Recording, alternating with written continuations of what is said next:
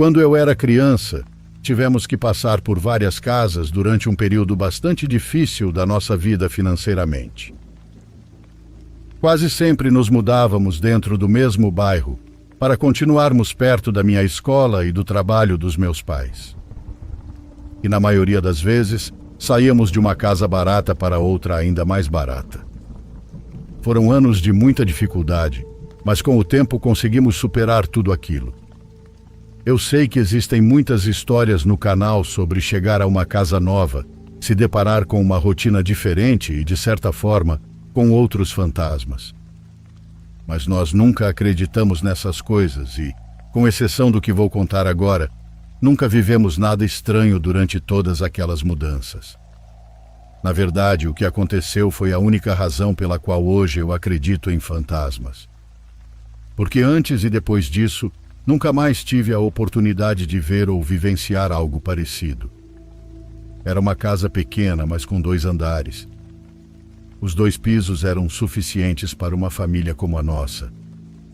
Falo dos meus pais, meus 2 cachorros e eu. Só que havia algo naquela casa que sempre chamava muito a minha atenção. Quando eu estava deitado no meu pequeno quarto, no andar de cima, escutava alguém andando lá embaixo. E quando ficava sozinho em casa, depois da escola, assistindo televisão na sala, ouvia vozes vindo do 2º piso. Parecia que meu pai e minha mãe estavam conversando nos quartos de cima. Meus cachorros, 2 vira-latas de porte bem pequeno, apenas ficavam na minha frente rosnando. Mas nunca criavam coragem para correr na direção de onde vinham aqueles sons. Já os meus pais nunca ouviam nada. Por isso não davam muita importância quando eu comentava sobre aquilo. Mas para mim ficava cada vez mais difícil permanecer naquela casa. Meu quarto nem sequer tinha porta, apenas uma cortina. Em certa ocasião ouvi claramente alguém parado do lado de fora.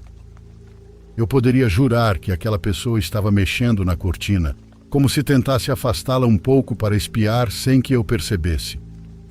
Naquela noite, meus cachorros, que dormiam comigo na cama, não rosnaram.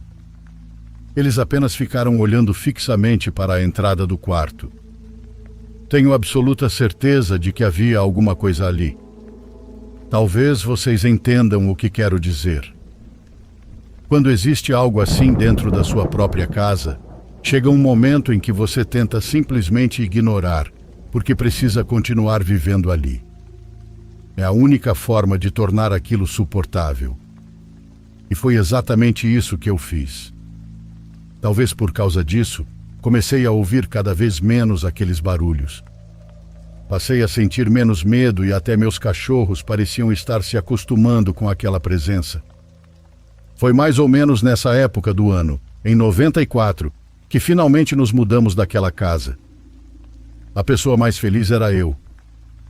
Organizamos toda a mudança para chegar à casa nova exatamente no dia 20 de dezembro.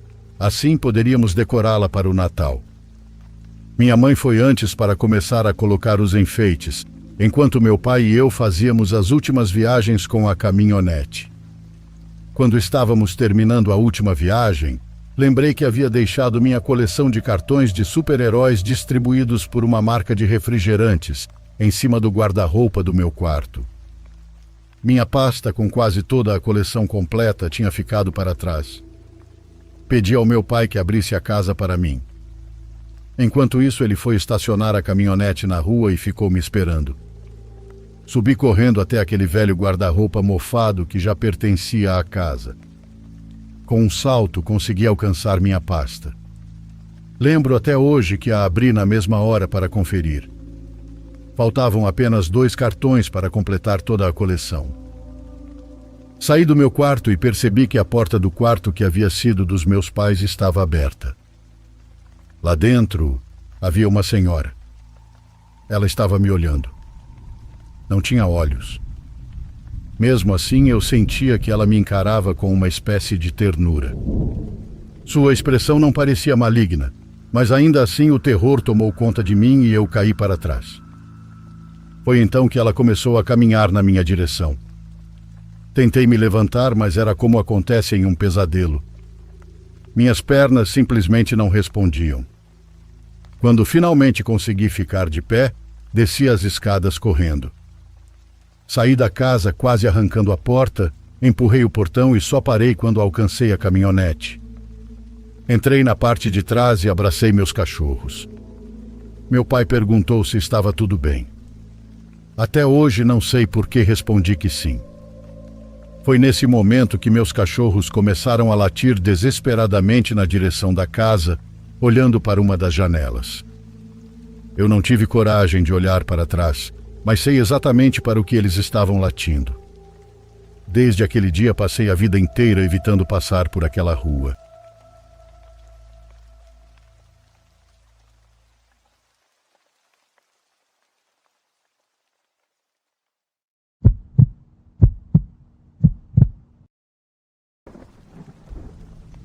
Olá, diário. Meu nome é Tomás, e o que vou te contar aconteceu poucos meses depois de eu ter aprendido a pilotar motos. Eu estava muito empolgado e, embora não tivesse muito dinheiro, decidi comprar minha primeira moto.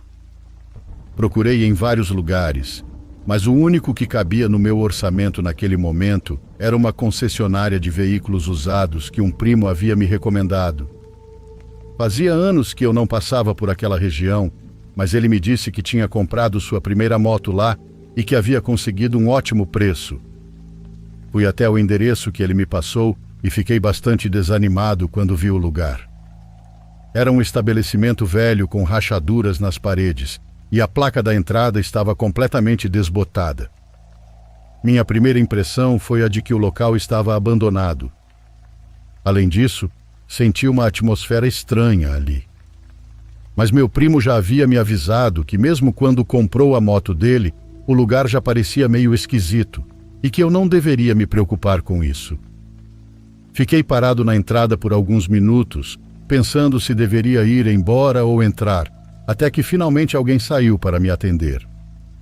Lembro que o homem que me recebeu era muito magro e alto, com uma palidez incomum para alguém que trabalhava em um lugar onde fazia tanto sol. Tinha olheiras profundas e, além do macacão de mecânico, exalava um cheiro peculiar.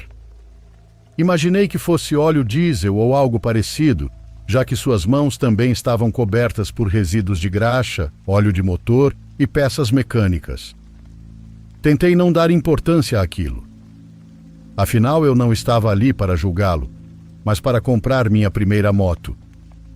O homem perguntou o que eu procurava e começou a me mostrar alguns modelos que, segundo ele, eram excelentes para quem estava adquirindo a primeira moto e ainda não estava acostumado a fazer viagens longas. Ele me conduziu por um pátio cheio de motos velhas, algumas delas desmontadas, até me mostrar uma que estava afastada das demais. Era uma 150 preta e tinha algumas iniciais gravadas nas laterais. Aquilo chamou minha atenção, e ele explicou que pertenciam ao antigo dono, já que, assim como a maioria das motos dali, aquela também era usada. Mesmo assim, garantiu que ela estava em perfeito estado e que ele próprio havia realizado toda a manutenção necessária.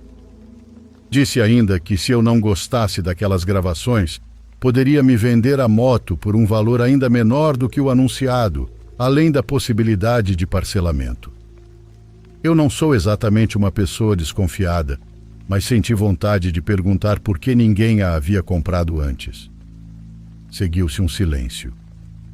Então ele apenas respondeu que até pouco tempo atrás não tinha intenção de vendê-la porque ela havia pertencido a um velho amigo.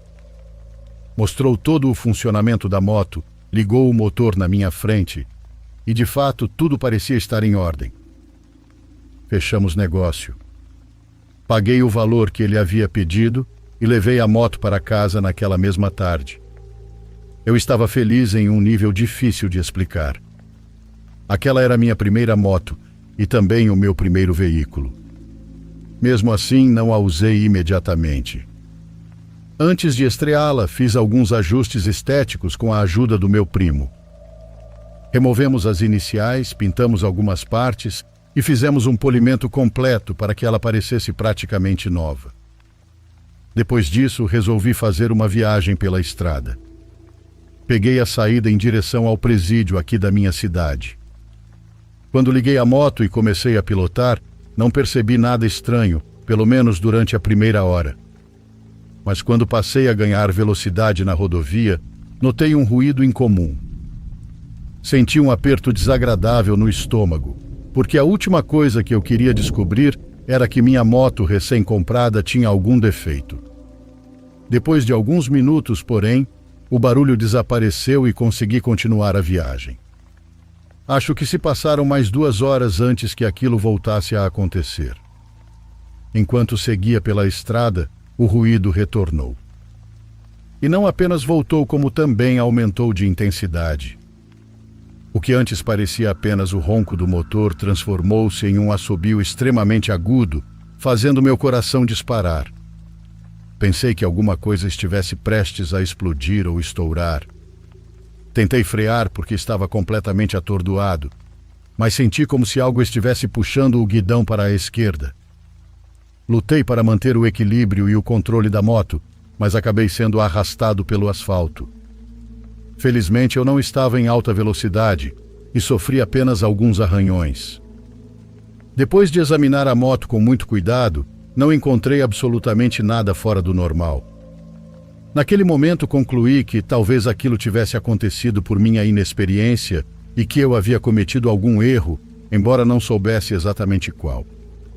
Por sorte, a moto estava intacta e a estrada estava praticamente vazia naquela tarde.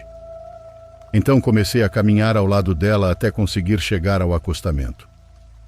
Acendi um cigarro enquanto esperava a dor da queda diminuir. Depois de algum tempo, decidi subir na moto novamente. Revisei tudo mais uma vez por precaução. Dessa vez passei a pilotar ainda mais devagar, para ter tempo de reagir caso algo desse errado. Voltei para a estrada e cerca de 15 minutos depois percebi algo estranho. Em vez de reduzir a velocidade, a moto parecia acelerar sozinha. De repente o ruído voltou. Mas dessa vez veio acompanhado de um som de gotejamento muito estranho. Parecia gasolina vazando. Entrei em pânico. Tentei frear aos poucos, mas o freio travou. E por mais que eu tentasse desacelerar, a moto continuava ganhando velocidade. Achei que fosse morrer. Então senti um forte solavanco. De repente recuperei o controle da velocidade. Quando finalmente consegui reduzir para uma velocidade segura, uma força repentina me derrubou. Rolei pelo asfalto enquanto a moto continuava avançando sozinha por alguns metros, até diminuir a velocidade, parar e cair no acostamento. Fiquei em choque. Não apenas porque havia estado a poucos segundos da morte, mas porque por alguns momentos parecia que a moto estava se conduzindo sozinha, impedindo que eu assumisse o controle. É claro que preciso insistir que eu era um piloto extremamente inexperiente e naquela época justificava tudo o que estava acontecendo por ser iniciante. Mas olhando para trás, tenho certeza de que havia algo errado com aquela moto. Levantei-me com cuidado e me aproximei novamente da fera. Resolvi empurrá-la a pé porque não tive coragem de montá-la outra vez. No entanto, o peso parecia muito maior do que deveria. À medida que avançava, o gotejamento continuava. E o ruído estranho voltou a ser ouvido, mesmo com a moto desligada. Parei para examiná-la. O cheiro que vinha do vazamento não parecia gasolina. Era um cheiro forte, semelhante a ferrugem e metal oxidado. O gotejamento deixou um rastro por todo o caminho e formou uma poça sob a moto. Abaixei-me para observar melhor. Foi então que percebi que se tratava de um líquido vermelho e de cheiro marcante. Reconheci aquele odor graças aos anos em que trabalhei como enfermeiro em um hospital. Quando abri o tanque, fiquei horrorizado. O tanque de combustível estava cheio de sangue. Não gritei nem fiz escândalo à beira da estrada, porque estava completamente sozinho. Mas com as mãos tremendo, liguei para meu primo e pedi que viesse me buscar com a caminhonete. Eu não tinha condições de continuar pilotando aquela droga. Saí de perto dela o máximo que pude e fiquei esperando. Quando meu primo chegou, Colocamos a moto na caminhonete e a levamos para a casa dele. Lá examinamos tudo novamente. O que parecia sangue pouco mais de 1 hora antes havia voltado a ser gasolina comum. Mesmo assim, eu já não conseguia me sentir confortável perto daquela moto. Comecei a acreditar que havia algo sinistro ligado a ela. No dia seguinte, liguei para o homem da concessionária. Contei tudo o que havia acontecido. Disse que a moto parecia ter algum defeito e que havia algo muito estranho no tanque de combustível, embora eu não tenha mencionado nada sobre o sangue. A respiração dele ao telefone era lenta. Mesmo assim, respondeu que aquilo era impossível. Disse que eu deveria verificar melhor, porque ele havia me entregado uma moto em perfeitas condições. E acrescentou que se minha intenção era pedir o dinheiro de volta, isso não aconteceria. Voltei a examinar a moto com meu primo. Ele garantiu que não via nada de anormal nela, mas sugeriu que a levássemos ao mecânico de confiança dele caso eu quisesse. Aceitei a proposta. Enquanto observava a moto mais uma vez, senti um arrepio percorrer meu corpo. Debaixo do tanque havia algumas manchas de sangue, e as iniciais CC podiam ser vistas gravadas ali. Era como se o sangue tivesse removido parte da tinta já seca, revelando marcas que estavam escondidas por baixo da pintura. Depois disso, nunca mais consegui usar aquela moto. Acabei vendendo pouco tempo depois, torcendo para que o novo dono tivesse mais sorte do que eu.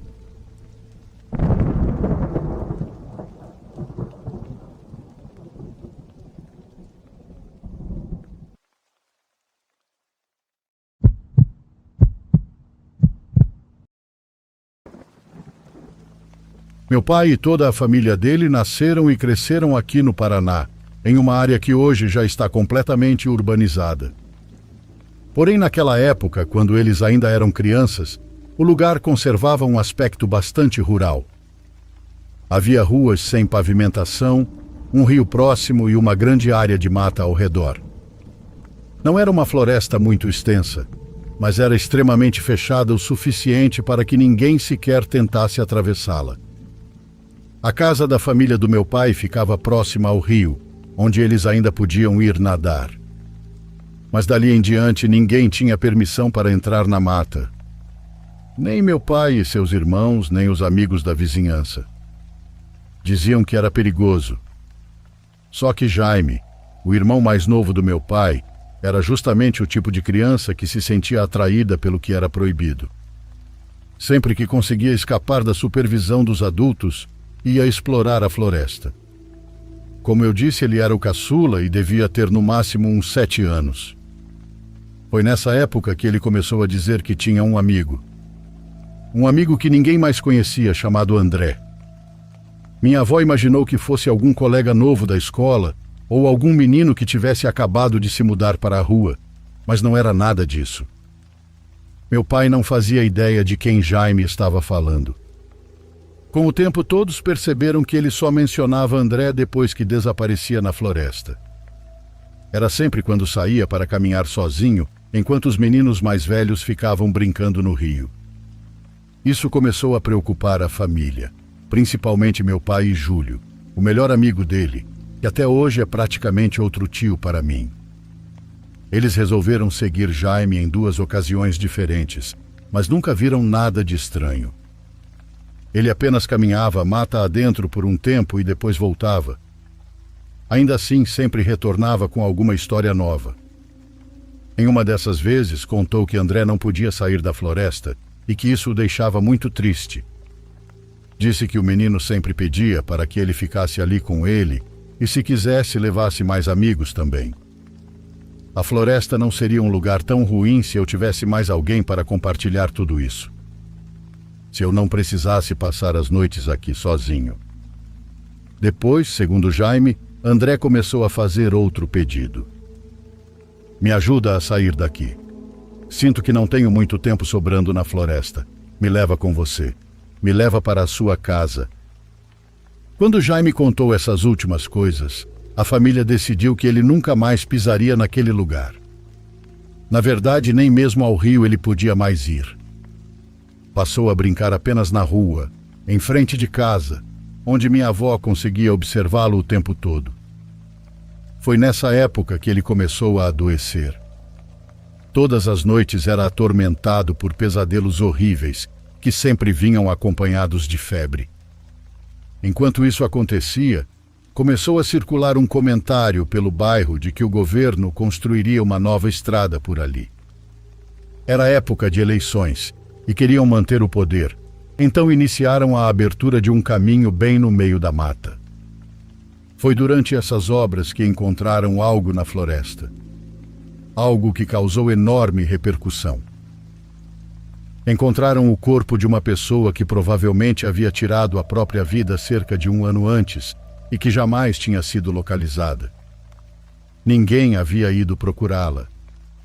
Depois de uma longa investigação, descobriram que se tratava de um jovem em situação de rua. Ninguém apareceu para reclamar o corpo.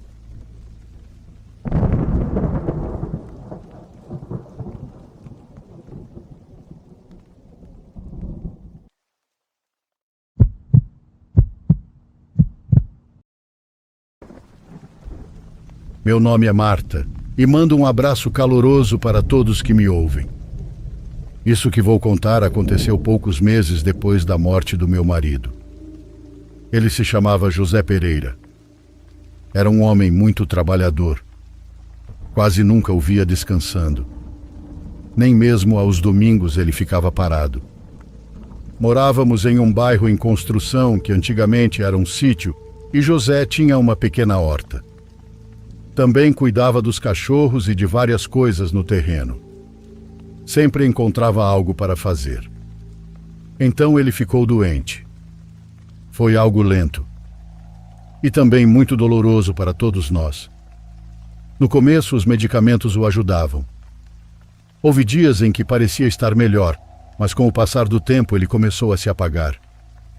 A cada semana eu o via mais fraco. A cada dia falava menos. Pouco a pouco foi definhando até perder a vida.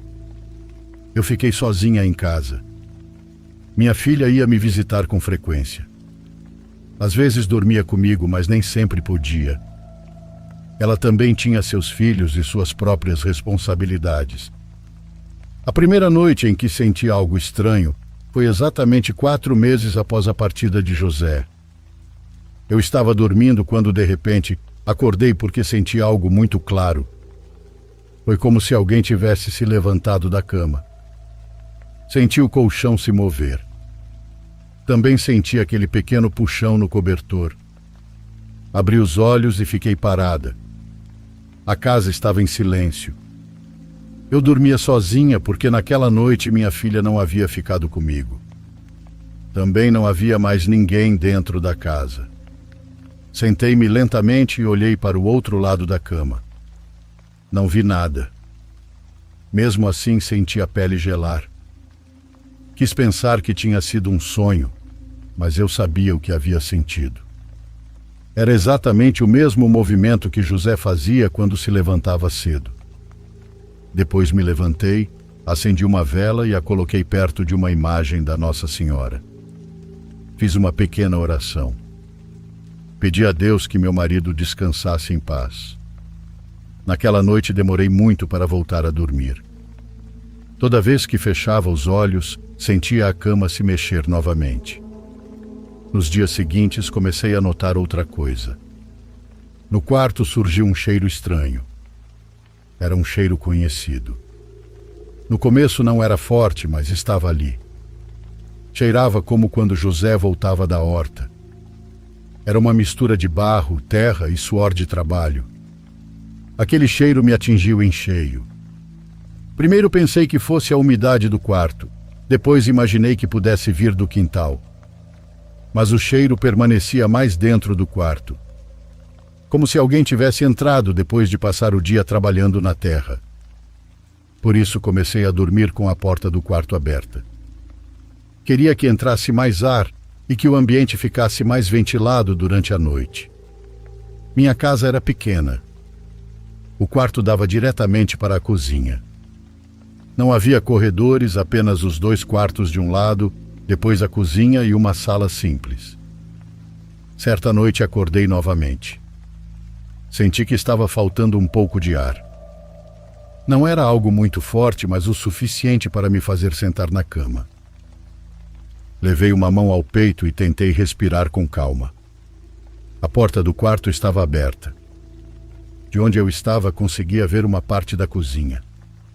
A pouca luz que vinha de fora entrava pela janela. Não iluminava direito, apenas permitia enxergar as formas dos móveis. Então olhei para a mesa. Havia alguém sentado ali. Senti meu corpo inteiro gelar. A figura estava na cadeira da frente. Não dava para distinguir muito na escuridão, mas consegui ver um chapéu branco. Era igual ao que José usava. Fiquei olhando sem me mover. A silhueta estava imóvel, como se estivesse sentada ali havia muito tempo. Não conseguia ver bem seu rosto, pois seus traços estavam escondidos pela sombra. Só se notava o chapéu e o contorno dos ombros. Senti um enorme desconforto. Uma parte de mim queria acreditar que era meu marido. Queria pensar que ele tinha vindo me visitar. Mas outra parte sabia que os mortos não voltam dessa forma. Tive medo de falar. Também tive medo de me mexer. Fechei os olhos e respirei fundo, tentando me acalmar. Quando os abri, a cadeira estava vazia. A mesa continuava igual. Na cozinha já não havia ninguém. A silhueta havia desaparecido. Depois disso, conversei com uma amiga. Contei tudo o que estava acontecendo. Ela era uma dessas pessoas que conheciam muitas crenças do povo. Ouviu-me com muita atenção e depois disse que talvez a alma de José estivesse inquieta. Segundo ela, às vezes as almas retornam quando algo as preocupa. Também me explicou que eu poderia colocar um prato em frente à foto do meu marido e colocar um pouco de canela com açúcar. Depois deveria acender uma vela branca. Disse que isso poderia ajudar a acalmar o espírito dele. Eu não sabia se acreditava nisso, mas naquele momento, qualquer coisa me trazia um pouco de paz. Então eu fiz.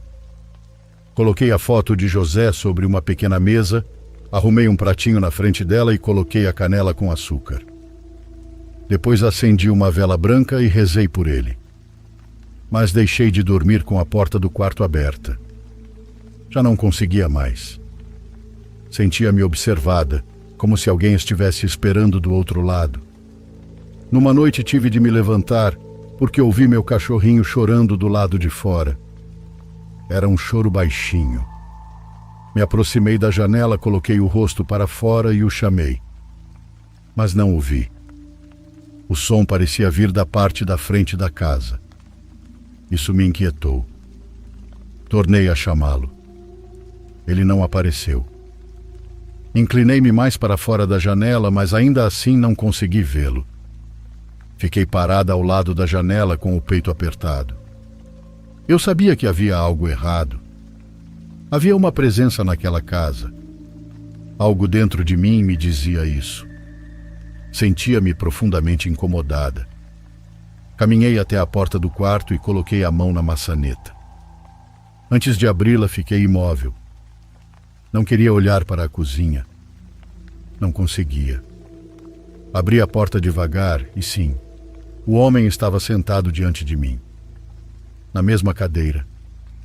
Seu rosto parecia um pouco mais claro do que na outra vez, como se brilhasse entre as sombras. Seus olhos eram tristes, mas ao mesmo tempo parecia estar sorrindo para mim. Ainda usava o chapéu branco de José. Quis acreditar que era meu marido. Convencer-me de que ele tinha vindo me ver. Mas havia algo naquela figura que parecia errado. Muito errado. Pedi por favor que fosse descansar. Disse que eu rezava por ele. Pedi que me deixasse em paz. O homem não respondeu, apenas ficou me olhando. Apoiei-me na parede para não cair. Depois tentei caminhar para o lado da mesa. Aquela coisa girou a cabeça. Seguiu-me com o olhar. Não moveu o corpo, apenas o rosto. Isso me deu ainda mais medo. Caminhei tremendo até o interruptor da cozinha e apertei o botão. A luz amarela encheu o cômodo, mas o homem continuava ali, olhando para mim. Então o vi melhor. Não era José. Parecia com ele, mas era uma versão horrível. Seu rosto estava pálido. Parecia torto. Um dos olhos estava mais baixo que o outro. Os dentes se projetavam para fora. Os olhos estavam abertos demais. Ao redor da boca havia manchas escuras. Os lábios pareciam muito finos. Suas mãos estavam sobre a mesa. Pareciam ossos cobertos por pele seca. Eu gritei como nunca havia gritado em toda a minha vida. Senti que aquilo era uma zombaria com meu marido.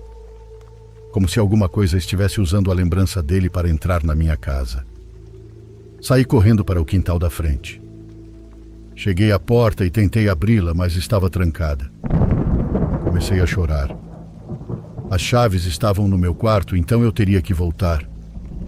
Não queria passar novamente pela cozinha, mas não tinha outra opção. Fechei os olhos o máximo que pude.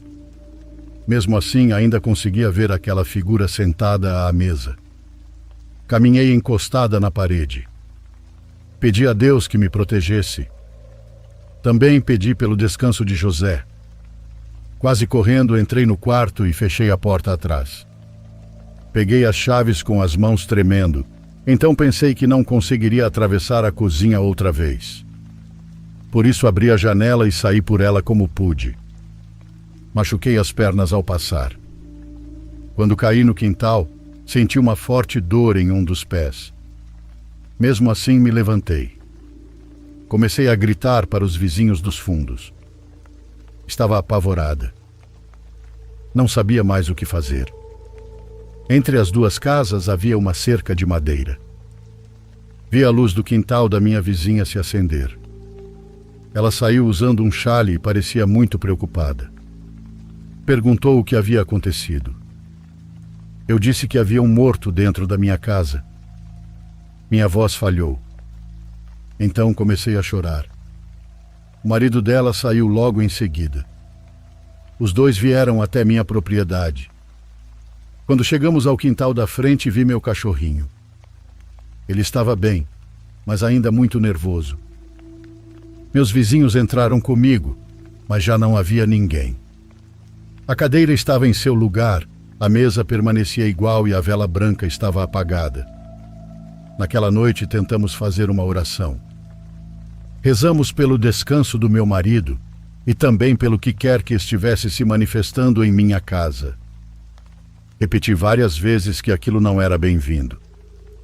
Disse em voz alta. Pedi que fosse embora, que aquela era a minha casa e, embora minha voz tremesse, continuei repetindo isso até amanhecer. Durante a semana seguinte, pedi ajuda. Já não queria enfrentar aquilo sozinha. Conversei com algumas conhecidas e pedi que fossem à minha casa para rezar 1/3 todos os dias. Elas aceitaram. Chegavam à tarde e se sentavam comigo na sala.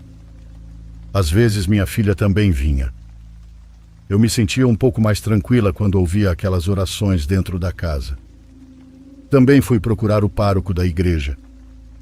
Contei apenas o necessário. Não conseguia explicar tudo sem chorar. Pedi que fosse até minha propriedade. Precisava de uma oração. Também queria que ele abençoasse a casa. O padre foi alguns dias depois. Enquanto rezava, eu não conseguia deixar de olhar para a cadeira da mesa. A mesma cadeira onde eu havia visto aquela coisa. Antes de dormir, eu falava com meu marido. Fazia isso em voz baixa. Pedia que ele cuidasse de mim. Também pedia que não permitisse que nada manchasse sua imagem. Acreditem em mim, eu nunca havia sentido um medo tão terrível. Muito menos dentro da minha própria casa. Eu me deitava chorando. Às vezes demorava horas para fechar os olhos e quando finalmente dormia, acordava assustada. Tudo me deixava em estado de alerta. Imaginem ver um morto dentro da sua casa, sozinho, no meio da noite. Uma silhueta usando um chapéu branco. Uma coisa sentada à sua mesa. algo que gira a cabeça para segui-la com o olhar. Esse tipo de medo não vai embora rapidamente. Ele fica na casa. Felizmente, tudo o que fizemos começou a me trazer paz. Pouco a pouco, o ar da propriedade se tornou mais leve. Por isso digo uma coisa às pessoas que perderam alguém que amam. Eu acredito que eles cuidam de nós. Acredito que de alguma maneira nos acompanham de onde estiverem. Mas não acredito que voltem dessa forma. Não acredito que retornem para se sentar à mesa e nos observar na escuridão. Essas aparições são outra coisa. São seres baixos. Coisas que se aproveitam da dor. E se algum dia vocês virem algo parecido, rezem. Procurem ajuda. Não falem com aquilo como se fosse seu familiar.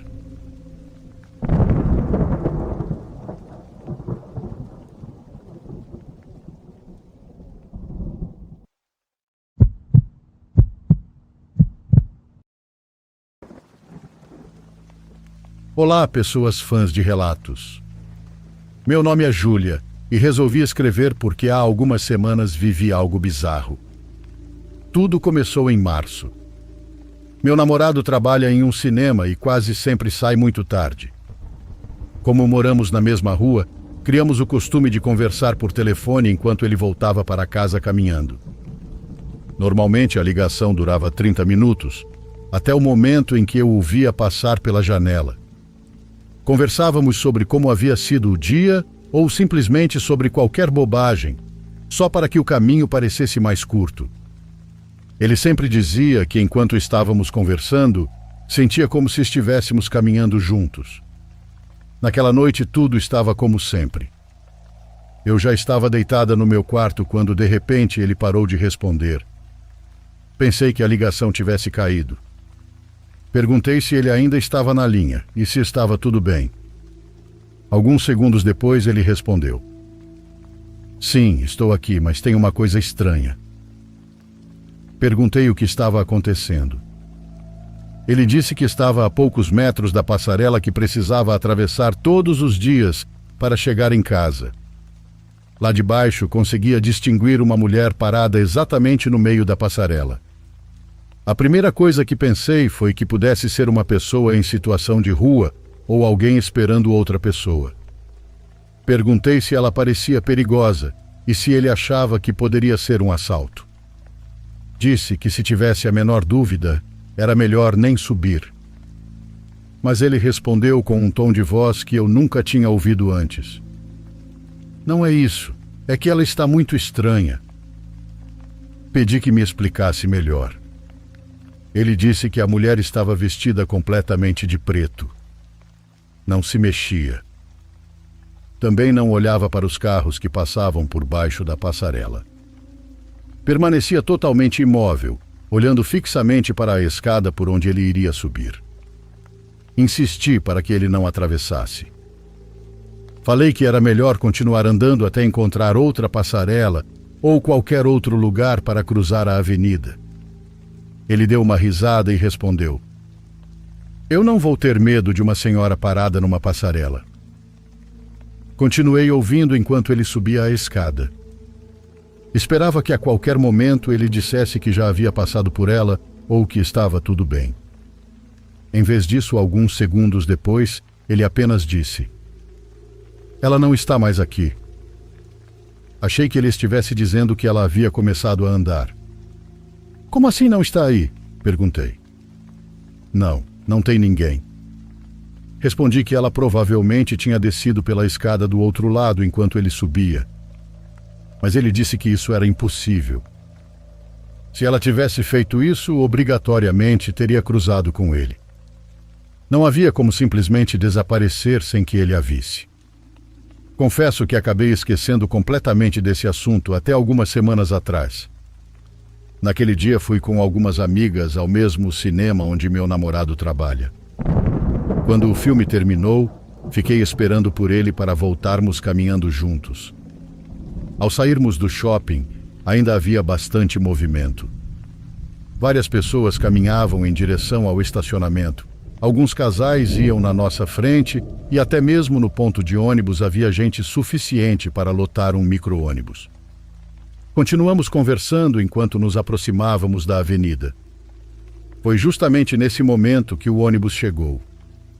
Todos que estavam esperando embarcaram e em menos de 20 segundos a avenida ficou completamente vazia. A mudança foi muito estranha. De repente não havia mais nenhum pedestre à nossa frente e durante vários segundos também não passou um único carro. Ainda não posso dizer que senti medo, mas tive uma sensação muito estranha, como se aquele lugar tivesse ficado silencioso demais. Foi então que meu namorado parou de falar. Segui o olhar dele e senti um nó no estômago. Sobre a passarela havia uma mulher. Ela estava exatamente no mesmo lugar onde ele dizia tê-la visto em março. Vestida completamente de preto, parada, olhando para a escada por onde nós teríamos que subir. Parei imediatamente e apertei o braço dele. Disse que era melhor voltarmos, que poderíamos dar a volta pela avenida, mesmo que demorássemos muito mais. Eu não queria me aproximar nem passar ao lado daquela mulher. Meu namorado apenas olhou para mim e, com uma tranquilidade que me surpreendeu, perguntou: "Quer ver uma coisa estranha?" Antes que eu pudesse responder, ele segurou minha mão e continuou caminhando. Eu não conseguia tirar os olhos da mulher. À medida que nos aproximávamos, conseguia distinguir melhor sua silhueta, mas havia algo muito estranho nela. Eu simplesmente não conseguia ver seu rosto. Era como se ele permanecesse completamente escondido pela escuridão, embora o restante do corpo pudesse ser visto perfeitamente sob a iluminação da passarela. Subimos o primeiro lance de escada sem deixar de olhar para ela. Ela continuava exatamente no mesmo lugar. Subimos o segundo lance. Ela ainda estava lá, igualzinha. Mas quando demos os últimos passos e alcançamos o nível da passarela, não havia mais ninguém. Corri até o centro da passarela e olhei para os dois lados. Não havia uma única pessoa. As escadas da outra extremidade também estavam completamente vazias. Era impossível que ela tivesse conseguido descer sem que nós a víssemos. Eu estava tão assustada que mal conseguia falar. Meu namorado, por outro lado, parecia muito mais tranquilo. Ele me abraçou e disse algo que ainda lembro toda vez que conversamos por telefone enquanto ele volta para casa. É que eu já me acostumei. Perguntei o que ele queria dizer com aquilo. Então ele confessou que depois daquela primeira ligação, voltou a ver a mulher várias outras vezes.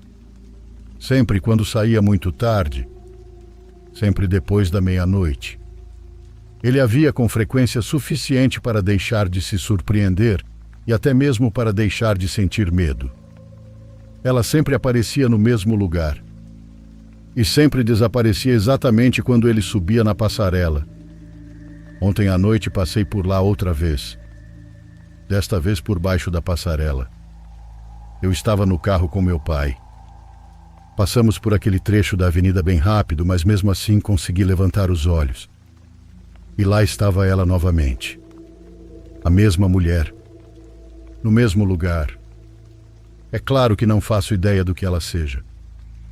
Pelo que meu namorado me conta, ela nunca tentou machucá-lo, nem sequer se aproximou dele. Ela simplesmente desaparece quando alguém sobe na passarela, ou pelo menos deixa de ser vista. Isso só acontece quando a passarela está vazia. Mas justamente isso é o que mais me assusta. Ficar pensando. O que ela é? O que está fazendo ali? O que está esperando? Também me pergunto se mais alguém consegue vê-la. Porque eu nunca li nada a respeito no Facebook.